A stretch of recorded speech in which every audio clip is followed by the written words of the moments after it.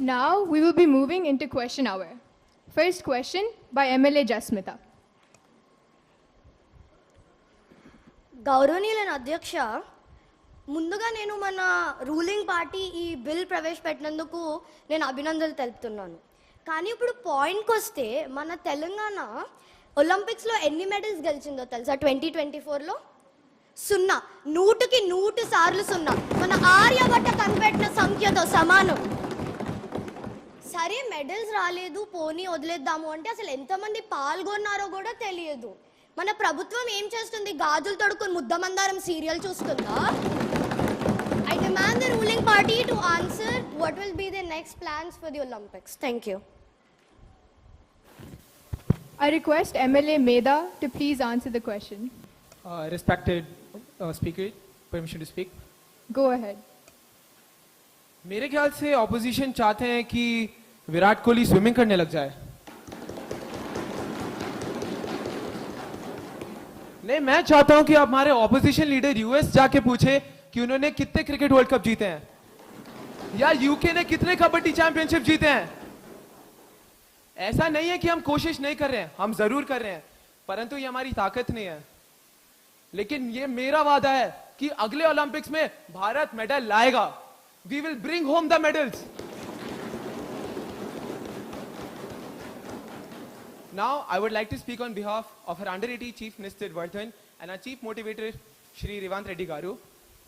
हैदराबाद में रोज हर एक दिन नए से नए स्पोर्ट्स स्टेडियम बन रहे हैं और sports facilities have been improving day by day. और हमारे ऑपोजिशन लीडर अगर इंस्टाग्राम रील्स छोड़ के कभी न्यूज भी देख लिया करे तब उनको पता रहेगा कि नवंबर में एक सीएम कप भी आने वाला है. Yes, there is going to be a CM cup in November and we are also organising the under eighteen Olympics with the help of Telangana state authority. तो फिजिक्स और सोशल साइंस ट्यूशन जाने के बगैर अगर हम ओलंपिक्स में भी पार्टिसिपेट करें तो it will mean a lot to the sports of India as well.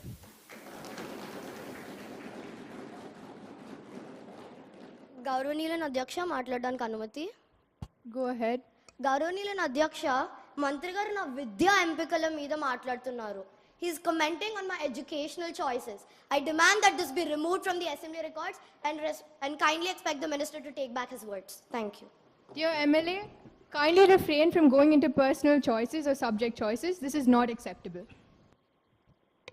Now, second question by MLA Arisa. माननीय अध्यक्ष, सबसे पहले मैं सदन के सभी सदस्यों को बधाई देती हूं कि आप यहां इकट्ठा हुए. कमाल है ना कि हमारे पास एक आवाज है, सुनने के लिए हजरात मौजूद है. हालांकि एक दुख की बात तो है कि हमारा जो सत्तारूढ़ सरकार है वो कोई काम ही नहीं कर रहा. हम सभी इनको इंटरव्यूज देते हुए देखते हैं, मीडिया से बात करते हुए सुनते हैं, पर इनको शायद पता नहीं कि इससे अंडर-18 के 1.5 लाख छात्रों पर कोई प्रभाव ही नहीं पड़ रहा. आपने जब भी मैच देखी थी उसमें गीत ने कहा था मैं अपनी फेवरेट हूं. आप लोग बस उसी लाइन को दोहराए जा रहे हैं. तो मैं हमारे सत्तारूढ़ सरकार से ये पूछना चाहती हूं कि आपका विजन क्या है, इनकी जरूरतें क्या है, ये क्या करना चाहते हैं हमारे अंडर-18 के 1.5 लाख छात्रों के लिए. धन्यवाद.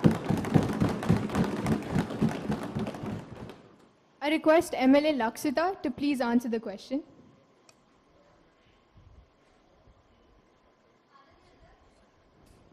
अगर हमारी माननीय सदस्य ने सच्ची में हमारे इंटरव्यूज में ध्यान दिया होता, हमारे चेहरों पर ना जाकर, हमारे चेहरों को ना देखकर हमारी बातों पर ध्यान दिया होता तो उन्हें पता चलता कि हम क्या कर रहे हैं. उन्होंने बाहुबली की दोनों मूवीज देखी और फिर भी पूछा कि भल्लाल देव और बाहुबली के बीच में संबंध क्या है. आपके द्वारा मैं हमारी सदस्य से पूछना चाहूंगी कि हम अभी कहाँ बैठे हैं अंडर-18 असेंबली में, हम कर क्या रहे हैं, बिल्स पास कर रहे हैं. आपको क्या लगता है ये बिल्स कहीं काम नहीं आने वाले, इनका कोई प्रभाव नहीं है? हाँ, ये बिल्स प्रभाव देंगे. किस पे प्रभाव देंगे? हमारे U18 सिटीजन्स पे.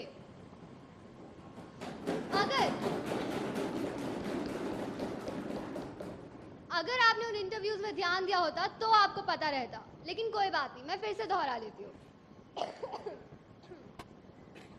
पहला, हम हमारा खुद का हेडक्वार्टर्स बनाने वाले हैं.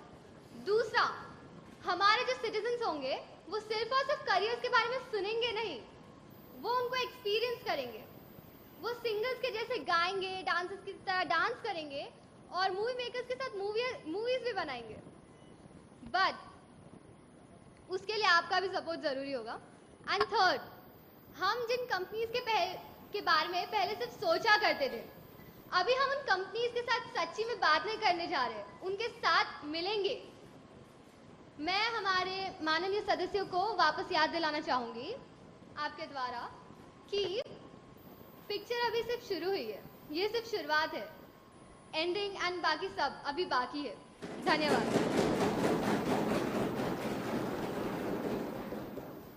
Now, third question by MLA Jasmita. గౌరవనీయులైన అధ్యక్ష, మీ ద్వారా నేను మన రూలింగ్ పార్టీకి గుర్తు చేయాలనుకుంటున్నాను, అది మనం అందరం కలిసికట్టుగా పనిచేస్తున్నాం. We are together working as an under 18 community. ఇప్పుడు నా పాయింట్కి వస్తే, మన హైదరాబాద్ని మన అండర్ 18 హెడ్ క్వార్టర్స్గా ప్రకటిద్దాం అనుకుంటున్నారు. దీని మీద నాకు ఇంకొంచెం వివరణ తెలపాలని కోరుతున్నాను. Thank you. I request the under 18 CM to please answer this.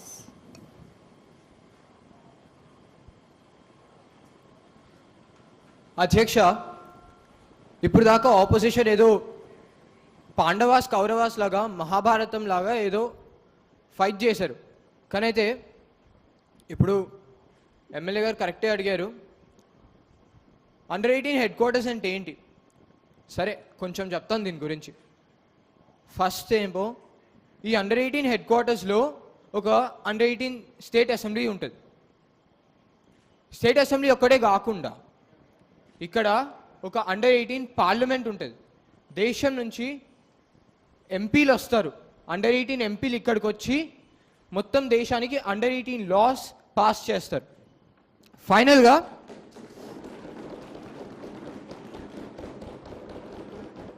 ఫైనల్గా పాలిటిక్సే కాకుండా ఇంకా డిఫరెంట్ కెరియర్ చాయిస్లు కూడా ఉంటాయి.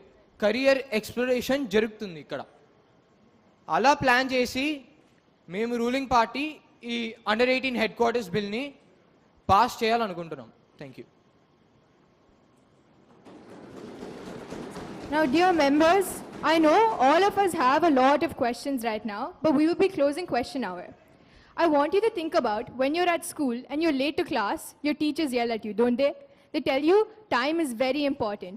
Today also, dear members, time is of essence. That is why we want to talk about something that is truly relevant to the under 18 world and our cause, Hydra Project. I request a very passionate MLA of ours, MLA Jasmita, to share her views on Project Hydra and its efforts. గౌరవనీయులైన అధ్యక్ష, ముందుగా నాకు ఈ ఛాన్స్ని ఇచ్చినందుకు ధన్యవాదాలు తెలుపుకుంటున్నాను. రేవంత్ రెడ్డి గారు ఇక్కడ వచ్చిన ప్రతి మినిస్టర్, ఎమ్మెల్యే, మన అండర్ 18 సిటిజన్స్కి అభినందనలు తెలుపుకుంటున్నాను. విషయానికి వస్తే, ఇప్పుడు మనం ఇంత రక్షణంలో కలిసికట్టుగా స్టేట్ అంతా వర్క్ అవుతుందంటే అది మన రేవంత్ రెడ్డి గారు, మన గవర్నమెంట్ తీసుకుంటున్న చర్యల వల్లే. మీరు ఎప్పటికీ మారకండి సార్, మీరు ఇలానే ఉండండి. అంతేకాదు, మేము యూత్ అండర్ 18 కమ్యూనిటీ ఇంత కష్టపడి రాత్రి పగలు బిల్స్ చేసి కష్టపడి పనిచేస్తున్నాము. ఎవరి కోసం?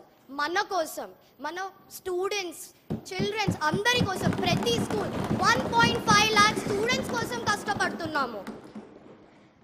అంతేకాదు, ఇప్పుడు నేను ఇక్కడ ఇవాళ వేసుకున్న నా తెల్ల చొక్కా మీద ప్రమాణం చేసి చెప్తున్నాను, నేను సీఎం కాదు, నేను ప్రైమ్ మినిస్టర్ అయ్యి ప్రతి ఒక్కళ్ళకి కావాల్సినది అందచేస్తానని.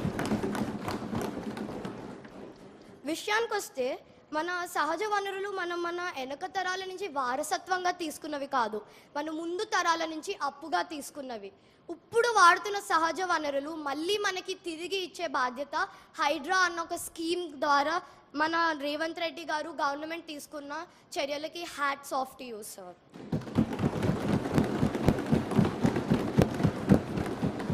హైడ్రా ఎఫర్ట్స్ వల్ల ఫ్లడ్స్ ఆగుతున్నాయి. ఇంకా హైదరాబాద్ ఎప్పటికీ ఒక సురక్షితవంతమైన నగరంగా ఉంటుంది. హైడ్రా ఒక స్కీమే కాదు, కోట్లాది ప్రజలకి వెలుగు లాంటిది. జై హైడ్రా, జై తెలంగాణ. అధ్యక్ష, నేను నా స్పీచ్ ముగించే ముందు I would like your permission to make every member of the under 18 community to stand up and thank all the ministers and Revanth Reddy sir in our under 18 All the stand. members, please rise. 3, 2, 1.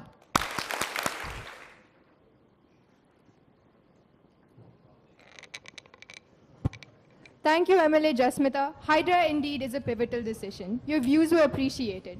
Now, proceeding with this session, I will be moving the House into open hour.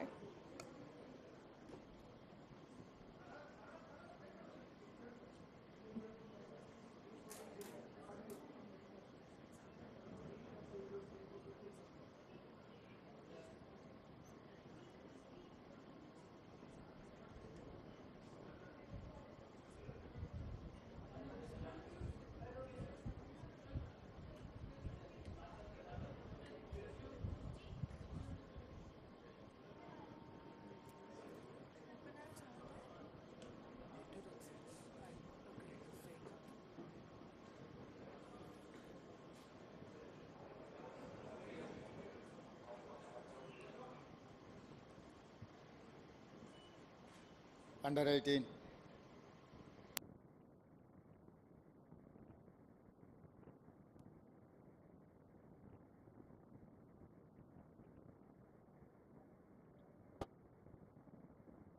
Role model కార్యక్రమాన్ని తీసుకొని భవిష్యత్ తరాలకి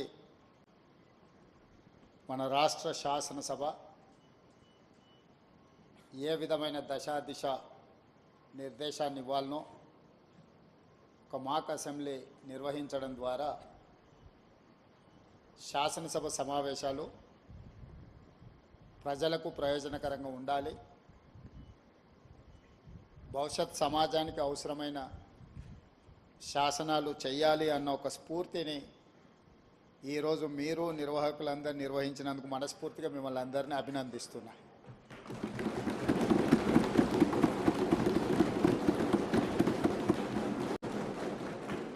నాకు తెలిసి ఇలాంటి సమావేశాలు పర్టికులర్గా under 18 శాసనసభ సమావేశాలు దేశంలో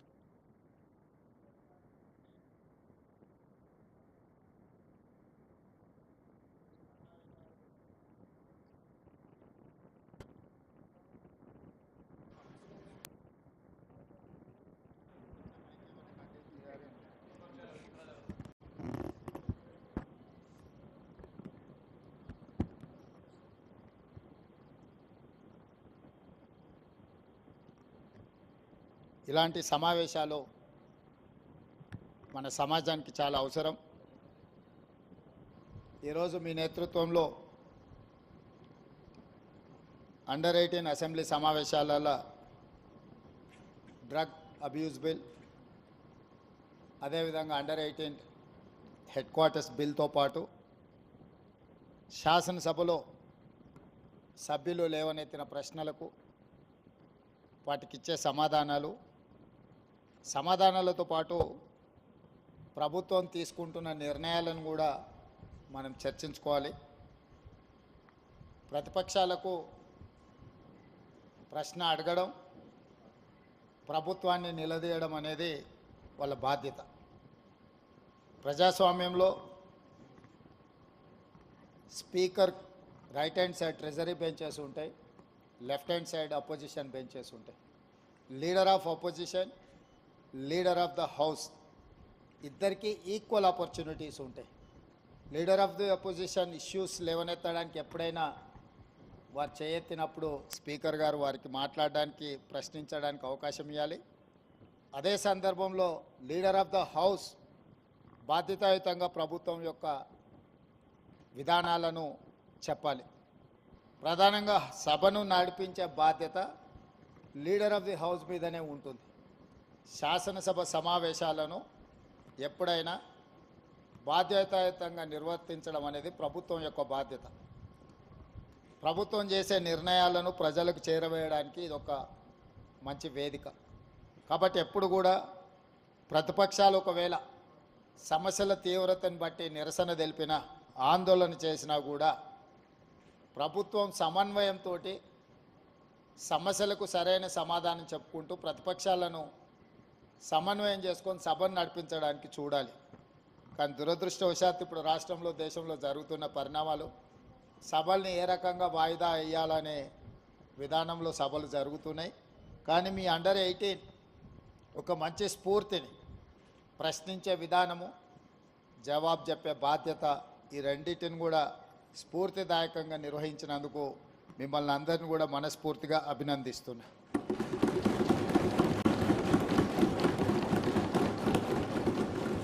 అదేవిధంగా ఈరోజు 14th నవంబర్ భారతదేశ మొట్టమొదటి ప్రధానమంత్రి పండిత్ జవహర్లాల్ నెహ్రూ గారు జన్మదినము. ఇది బాలల దినోత్సవం. పండిత్ జవహర్లాల్ నెహ్రూ గారి దేశంలో ఎడ్యుకేషన్ రెవల్యూషన్, అగ్రికల్చర్ రెవల్యూషన్ తీసుకురావడంతో ఈరోజు ఈ దేశంలో ప్రతి పేదవాడు చదువుకునే అవకాశం, డాక్టర్లు, లాయర్లు, ఇంజనీర్లు, ఐఏఎస్, ఐపీఎస్లు అయ్యే అవకాశం నెహ్రూ గారు తీసుకొచ్చిన ఎడ్యుకేషనల్ రిఫార్మ్స్లో మనకి అవకాశం వచ్చింది. వారి వారసత్వాన్ని కొనసాగిస్తూ శ్రీమతి సోనియా గాంధీ గారు యూపీఏ చైర్పర్సన్గా ఉన్నప్పుడు రైట్ టు ఎడ్యుకేషన్ యాక్ట్ తీసుకురావడం ద్వారా ప్రతి వాళ్ళు చదువుకోవాలి, అది వాళ్ళ ప్రాథమిక హక్కు అని చెప్పి చట్టాన్ని తీసుకొచ్చి ఈ దేశంలో విద్యను ఖచ్చితంగా అమలు చేయడానికి సోనియా గాంధీ గారు, మన్మోహన్ సింగ్ గారు తీసుకున్న నిర్ణయాలు మనకెంతో ఉపయోగపడ్డాయి. ఈరోజు మీ సభలో ఈరోజు ఇక్కడ జరుగుతున్న చర్చలో డ్రగ్ అబ్యూస్ బిల్తో పాటు హెడ్ క్వార్టర్స్ అండర్ 18 బిల్తో పాటు ఇప్పుడు శాసనసభకు పోటీ చేయాలంటే 25 సంవత్సరాలు నిబంధన ఉన్నది. గతంలో ఓటు హక్కు 21 సంవత్సరం ఉంటే రాజీవ్ గాంధీ గారు ఈ ఓటు హక్కును యువతకు అందుబాటులోకి తీసుకురావాలని 18 సంవత్సరాల వయసు నిండిన వాళ్ళందరికీ ఈరోజు ఓటు హక్కు వచ్చింది. అండర్ 18 మీరు 18 కంప్లీట్ చేసుకున్నప్పుడు మీకు వచ్చే ఓటు హక్కును భారత ప్రధానమంత్రి రాజీవ్ గాంధీ గారు ఉన్నప్పుడు చట్టాన్ని, రాజ్యాంగాన్ని సవరించి 21 ఇయర్స్ నుంచి 18 ఇయర్స్కు తీసుకొచ్చిన సంగతి మీ ద్వారా 18 ఇయర్స్ కంప్లీట్ చేసుకున్న మొట్టమొదటిసారి ఓటు వేయబోతున్న ప్రతి విద్యార్థులకు, విద్యార్థినులకు నేను గుర్తు చేయదలుచుకున్నా. ఈరోజు ఓటు హక్కు, ఓటు వినియోగించుకున్నప్పుడు మీకు ఆ హక్కు ఏ ప్రధానమంత్రి ఇచ్చిండ్రో కూడా మీకు తెలిసి ఉండాలి. అదేవిధంగా ఇంకొక బిల్లును కూడా, ఇంకొక సూచన కూడా 21 సంవత్సరం నుంచి 18 సంవత్సరాలకు ఓటు హక్కును తగ్గించుకున్నప్పుడు ఎన్నికల్లో శాసనసభ పోటీ చేయడానికి 25 సంవత్సరాల నిబంధన ఉన్నది. ఈ నిబంధనను కూడా సవరించుకొని 21 సంవత్సరాలు పూర్తి చేసుకున్న వాళ్ళు శాసనసభకు పోటీ చేయడానికి అవకాశం కల్పిస్తే, చట్టాన్ని సవరిస్తే యంగర్ జనరేషను శాసనసభలో రిప్రజెంట్ చేయడానికి అవకాశం ఉంటుంది. ఈరోజు 21 ఇయర్స్ కంప్లీట్ చేసుకున్న వాళ్ళు ఐఏఎస్లు, ఐపీఎస్లు అయి జిల్లా అధికారులుగా పనిచేస్తున్నప్పుడు 21 సంవత్సరాలు పూర్తి చేసుకున్న వాళ్ళు శాసనసభ్యులు కూడా రాణిస్తారని చెప్పి నేను బలంగా విశ్వసిస్తున్నా, నమ్ముతున్నా. మీ రెజల్యూషన్స్లో తీర్మానం చేసి మీరందరూ భారతదేశ రాష్ట్రపతికి, ప్రధానమంత్రి గారికి ఈ తీర్మానాన్ని పంపవలసిందిగా స్పీకర్ గారికి నేను విజ్ఞప్తి చేస్తున్నా. 21 సంవత్సరాలు ఓటు హక్కు ఉన్నప్పుడు శాసనసభకు పోటీ చేయడానికి 25 సంవత్సరాల నిబంధన ఉంది.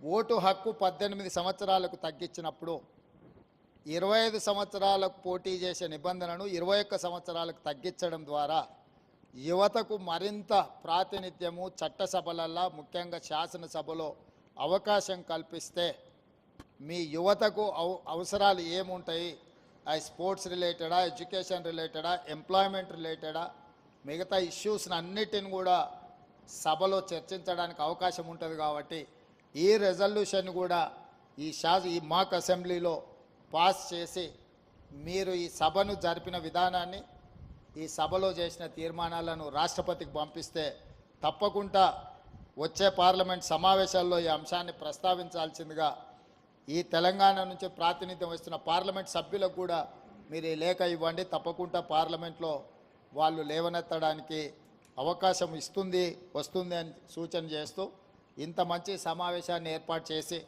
ఒక స్ఫూర్తిని, ఎందుకంటే చాలామందికి రాజకీయాలు అంటే అదేదో మనమెవరము స్వీకరించని వృత్తిలాగా, ఒక రకమైన ఒక రకమైన ప్రభావితం చేసే విధంగా ఈరోజు సభలు జరుగుతున్నాయి.